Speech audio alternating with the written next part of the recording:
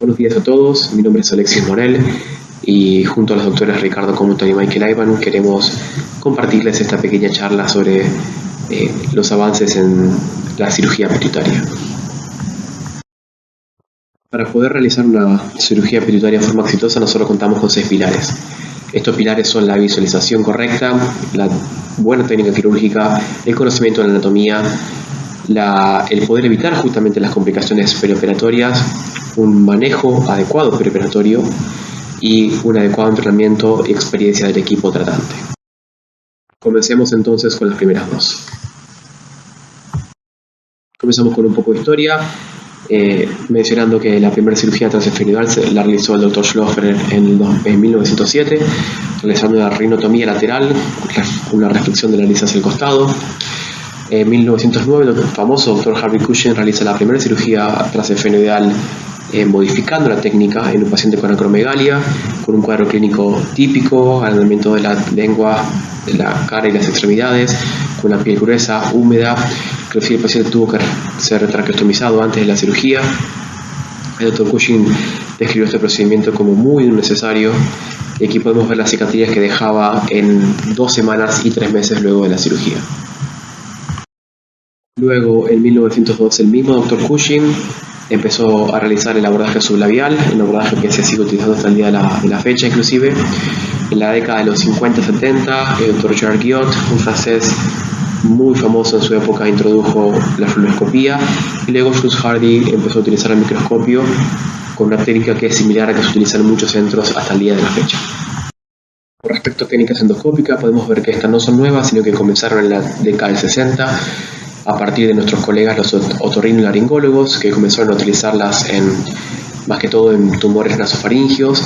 En la década del 90 empieza la introducción y su difusión en cirugía base cráneo, más que todo con las primeras experiencias de la Universidad de Pittsburgh, y acá podemos ver la diferencia entre el endoscopio y el microscopio. El microscopio nos provee una visión en túnel, al estar la fuente de luz y la óptica lejos del tumor donde vamos a operar. En el cambio, si acercamos esta fuente de luz y la óptica hacia el tumor donde vamos a operar, podemos tener una vista panorámica mucho más adecuada. Ya en la década del 2000, como demuestra este estudio, muchos cirujanos empezaron la transición de técnicas microscópicas a técnicas endoscópicas. En esta encuesta realizada en el 2010 y luego en el 2020, podemos ver que la mayoría de los cirujanos en el 2010 seguía prefiriendo el microscopio, el 51% de ellos. En cambio, cuando se realizó la misma encuesta en el 2020, el 86,6% de los cirujanos ya utilizaba el endoscopio como su técnica preferida. En esta foto de la izquierda podemos observar la diferencia en la visibilidad que tenemos entre el microscopio y el endoscopio en un tumor definido. Y algo que ha cambiado realmente también mucho y ha facilitado la visión intraquirúrgica es la aparición de endoscopios angulados. Estos endoscopios te permiten ver alrededor de la esquina, como se dice, ya que al presentar una angulación podemos tener una visión panorámica dirigida mucho más importante. A modo de ejemplo, como podemos ver en el video de la izquierda, perteneciente a la Universidad de Maryland, una técnica microscópica donde se puede observar la visión de túnel, y más allá de que esta técnica pueda ser correcta y si uno es bueno, hasta el día de hoy se puede utilizar sin ningún problema, no podemos negar que en el video de la derecha la visualización es mucho mejor. Esta visión de túnel se cambia por una visión mucho más panorámica que nos permite no solamente ver la región celular, la dura madre y el tumor, sino todas las estructuras adyacentes. Estos avances en la calidad de imagen, desde un endoscopio con alta definición a un endoscopio 4K, que uno realmente lo puede conseguir hoy en día, ha permitido que uno pueda ver mucho mejor. Y el próximo paso es la aplicación de técnicas tridimensionales que nos van a permitir tener un sentido de profundidad, que es una de las limitaciones de las técnicas endoscópicas. Todavía no están refinadas estas técnicas, pero ¿cuál es el futuro? El futuro tiene que ver justamente con la realidad aumentada. Acá podemos ver 2 videos en cirugías de columna realizadas en nuestra universidad, donde los cirujanos pueden utilizar un sistema de realidad aumentada para poder planificar y realizar la cirugía, reduciendo muchísimo la utilización de rayos en el quirófano y pudiendo visualizar sobre el paciente a través de una proyección de realidad aumentada las estructuras anatómicas y cuál es la técnica que tienen que utilizar. En cirugía base cráneo esto ya se está comenzando a utilizar. Este es un video de Mount Sinai, donde podemos ver en la izquierda la visión endoscópica y en la derecha el tumor representado en una reconstrucción tridimensional. Esto es en tiempo real. Continuamos con los siguientes pilares, que son la anatomía y cómo podemos evitar las complicaciones en el periodo perioperatorio. Hay muchísimos laboratorios aquí en los Estados Unidos que se dedican a poder investigar y a describir la anatomía de la base del cráneo, por lo cual sus aportes han sido invaluables en los últimos años. No solo debemos conocer la anatomía de la región celular de la glándula, sino que también de todas las estructuras que lo rodean, involucrando la región pericelar y el seno cavernoso. Esta es una de las partes más complejas del cerebro y a través del conocimiento de su anatomía podemos evitar dañar estructuras importantes. Por lo tanto, la cercanía de la glándula y los tumores con el seno cavernoso hace que operar por ejemplo, en un tumor que tiene una clasificación de NOS 0 o 1, donde se encuentra contenido entre la silla, no es lo mismo que operar tumores con una extensión hacia el seno cavernoso, donde inclusive a veces podemos encontrar un englobamiento total de las estructuras, no solamente vasculares como la carótida, sino hasta inclusive de los nervios craneales. Esto dificulta muchísimo la resección y hace que inclusive intentar una resección total en pacientes con grados más avanzados sea imposible sin dejar al paciente con un déficit neurológico, lo cual no es adecuado. Esto nos permite ver en varios estudios, por ejemplo, que a medida que la invasión del seno cavernoso avanza, es decir, las clasificaciones del NOSP más avanzadas, yendo del 1 al 4, como podemos ver aquí o aquí, la posibilidad de tener una resección total disminuye.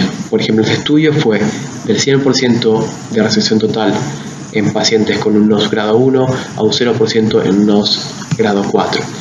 Por eso es que trabajos como el del Dr. Fernández Miranda, evaluando la pared media del seno cavernoso y cómo poder disecarla y los múltiples compartimentos que ella trae, nos ayuda a poder entender mejor esta zona y lograr mejores resecciones, aún inclusive en pacientes con invasión del seno cavernoso.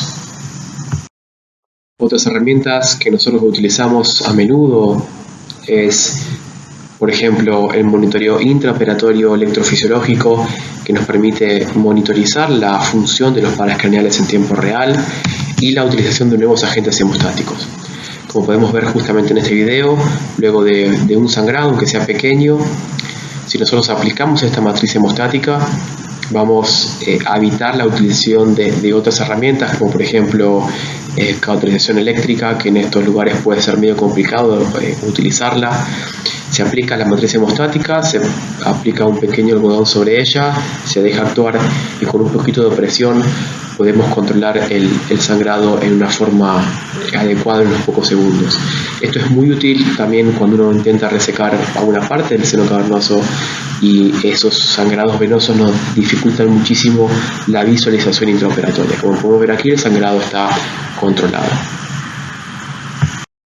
Otra herramienta muy útil cuando queremos localizar la arteria carótida en un abordaje transesfenoidal es la utilización de microprobes, como podemos ver justamente aquí abajo, ya que la carótida interna está muy cercana y la separas una línea muy pequeña, como podemos ver acá, de hueso, y si nosotros queremos hilar sobre esa parte podemos producir una injuria vascular con consecuencias catastróficas, por los cuales con estos microdopplers podemos localizarla y de esa forma evitar una posible injuria vascular.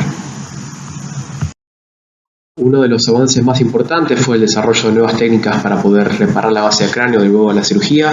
Como podemos ver aquí, el efecto que se deja luego de una cirugía, un abordaje extendido, es muy grande. y generaba entre un 30 y un 50% de fístula del líquido cefalorraquídeo postoperatoria, lo cual era inaceptable comparado con otras técnicas como la microquirúrgica, por lo cual al principio se empezaron a desarrollar injertos libres, pero estos injertos sufrían prolapso y las fístulas seguían pasando, por lo cual se desarrolló en el año 2006, particularmente en mi universidad natal, en la Universidad de Rosario, Argentina, se desarrolló lo que se llama el flap nociceptal vascular pediculado, que es una técnica que disminuyó muchísimo la cantidad de fístula de líquido cefalorraquídeo y se sigue utilizando mucho hasta el día de la fecha. Como podemos ver aquí a la izquierda en este estudio, luego de la aparición del flap nociceptal, la frecuencia de fístula del líquido cefalorraquídeo fue del 33% al 5,4%, inclusive en series más nuevas es actualmente alrededor del 3%, y como podemos ver en nuestra experiencia institucional, si analizamos los casos del Dr. Komotar de cirugía transesfenoidales en los últimos 8 años, podemos ver que el riesgo de sufrir una fístula de líquido cefalorraquídeo postoperatoria es del 1,5%, lo cual ha ido mejorando a partir de los años. Con respecto a las limitaciones de los abordajes endoscópicos, podemos ver que las lesiones voluminosas que tienen extensión pericelar o supracelar muchas veces son indicaciones para realizar un abordaje combinado, como vamos a ver a continuación.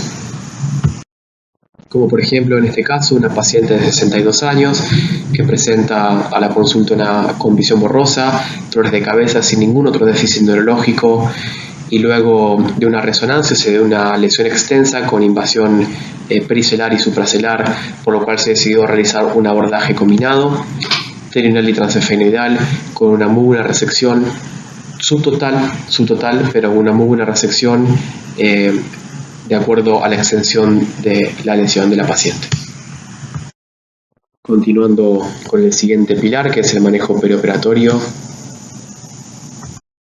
Me voy a detener mucho con respecto al manejo preoperatorio y diagnóstico, ya que seguramente hay muchas otras charlas que van a hablar en esto más extensivamente, pero sí quiero comentar algunas palabras con respecto al manejo postoperatorio.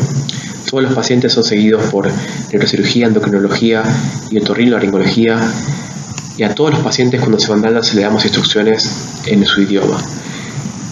Entre ellas le damos instrucciones de cómo identificar si tienen algún problema justamente endocrinológico, cuáles son las actividades que tienen que evitar ellos para que su herida pueda cicatrizar correctamente, como por ejemplo evitar la fuerza, la maniobra de Valsalva, que no se suene en la nariz, ese tipo de cosas. Aparte les dan instrucciones muy específicas de cómo tienen que realizar un lavado nasal. Inclusive se les suministran videos donde se les explica paso a paso cómo hacerlo, hasta fotos de los productos en la farmacia, de cuáles son los que tienen que utilizar y cuáles son los que pueden evitar. Esto realmente nos ayuda muchísimo en la educación del paciente y es realmente muy útil para evitar complicaciones postoperatorias. Con respecto al último apartado, que es el entrenamiento y la experiencia, podemos ver que en un cirujano de Weill Cornell, analizando su curva de aprendizaje en 600 casos, podemos ver que en la medida que fue incrementando su experiencia, el porcentaje de resección total fue aumentando, como podemos ver aquí. El porcentaje de fístula de líquido cefalorraquídeo fue disminuyendo y los resultados endocrinológicos fueron mejorando a medida que él fue incrementando su experiencia. Estos resultados fueron replicados por otros estudios demostrando que a medida que el cirujano va incrementando su experiencia, los resultados son mejores, por ejemplo en China, en Italia y en el Reino Unido. E inclusive esto se ha encontrado en otros estudios, incluyendo más de 1000 casos consecutivos, como podemos ver abajo, o cirugías de otro tipo de tumores, como por ejemplo cardiofrangiomas. Estos hallazgos han sido consistentes en todos los casos, demostrando que a medida que el cirujano va incrementando su experiencia, va teniendo mejores resultados en la cirugía. A modo de resumen, queremos compartirles este caso ilustrativo: una mujer de 50 años que presenta 6 meses de visión borrosa y se encuentra un tumor comprimiendo su quiasma óptico. Ella es diagnosticada con una enfermedad de Cushing y se indica una cirugía transesfenoidal con técnicas endoscópicas. Acá podemos ver en la cirugía cómo el equipo de ENT realiza el abordaje, removiendo el septum, manejando la mucosa y relajando justamente el legrado y la remoción del área anterior del seno esfenoidal, liberando justamente la mucosa para poder tener una buena visualización. Ahora vamos a ver cómo se comienza el drilado justamente del septum y de la región posterior del seno esfenoidal. Aquí podemos ver la dura madre cómo se expone con el tumor mostrando como una región celular bastante abombada. Aquí se realiza la apertura de la dura. Lo que podemos ver abajo justamente es tumor, lo que sale ahí. Se incide en forma de X la dura madre para realizar una buena exposición y un buen manejo del tumor. En este momento se empieza con la resección. Lo primero que hacemos es enviar muestras a patología para poder tener un diagnóstico intraoperatorio por lo menos preliminar. Se realiza un debulking, o sea, una citorreducción de la lesión con pinzas, y se empiezan también a enviar lesiones a la parte más que todo de investigación. Eso lo contamos con muchas opciones aquí en nuestra universidad, y también se continúa con un curetaje en curetas, lo que se denominan de aro, en una técnica de 360 grados, inspeccionando no solamente la parte que se puede visualizar, sino hacia los costados, tratando de cuidar justamente las áreas que son las cercanías del tumor y el plano aracnoideo. Esta técnica es muy importante, realizar una inspección detallada de todos los pliegues del aracnoide que se pueden observar. Como podemos ver aquí, se empieza a inspeccionar en todos los rincones de estos pliegues para ver que no haya quedado ningún tumor residual. Entonces se realiza meticulosamente, tarda aproximadamente unos 20 minutos, media hora, en poder realizarse la resección del tumor y de esta forma minimizar la posibilidad de que haya quedado un tejido residual tumoral. Aquí podemos ver la diferencia entre la región celular después de la cirugía y antes de la cirugía. Ya se encuentra totalmente liberada. Que empieza la reconstrucción de vuelta por el equipo de otorrinolaringólogos con diferentes capas. Aquí lo que hacen es introducir un material que se llama Alloderm, que nos permite una buena reconstrucción, y en el caso que sea necesario utilizar un flap nasoseptal. Acá podemos ver las imágenes postoperatorias mostrando una resección total del tumor. Con respecto al último pilar, más que todo, o la base, quería compartir con ustedes algo que es el trabajo en equipo. A veces se piensa que el neurocirujano tiene que tener como un rol estelar en el manejo de este tipo de patologías, y eso va de acuerdo con el estereotipo de cirujano con un carácter bastante ególatra y que está todo el tiempo trabajando y que no acepta que nadie le diga nada. Y eso realmente tiene que desaparecer desde nuestra perspectiva. Esto es un trabajo en equipo.